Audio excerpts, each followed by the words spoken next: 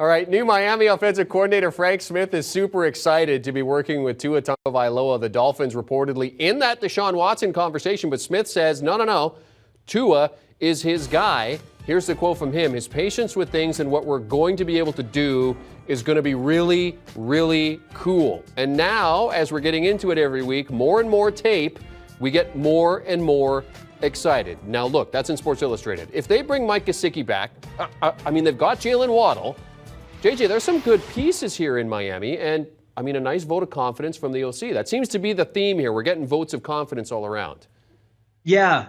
There's no reason to throw anybody under the bus, and the Miami Dolphins have no reason to throw Tua Tagovailoa under the bus. They're gonna prop him up and praise him, and it makes sense, right? Stephen Ross has enough going on right now with the Brian Flores lawsuit and the allegations of being offered $100,000 to intentionally lose games a couple of years ago, that I'm not entirely sure it would be in the Miami Dolphins' best interest to trade for a Deshaun Watson with everything, as we talked about earlier, that he's dealing with. So maybe that's not what the franchise wants to do, and they're going to roll with Tua. And you mentioned the weapons that he has. Certainly, if they franchise tag Mike Gesicki, he's there at least for another year. They have Jalen Waddle. I expect that this offense is going to be a little bit more horizontal with Mike McDaniel now as the head coach.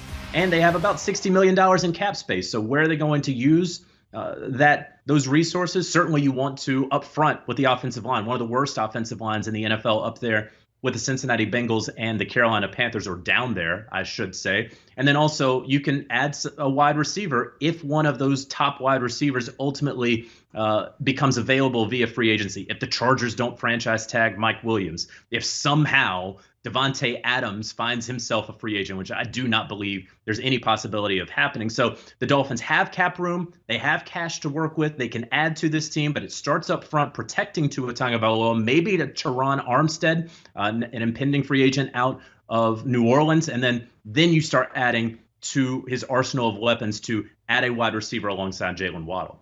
It is NFL sound-off season with our senior NFL insider, Jonathan Jones, breaking down some quarterback coaching relationships and a little bit of confidence boosting here on HQ. Thanks, JJ. Great to see you.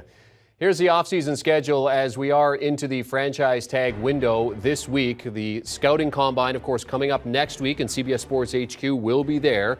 Our Tommy Tran will be on site for that. We'll get regular reports from him next week. Legal tampering period opens March 14th to the 16th, and then the league year with free agency beginning on the 16th of March. Off-season workouts can start on the 18th of April, and then, of course, it is the NFL Draft, April 28th to the 30th in Las Vegas.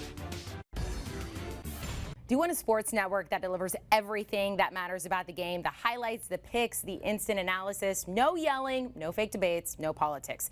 Hit the subscribe button and never miss a moment.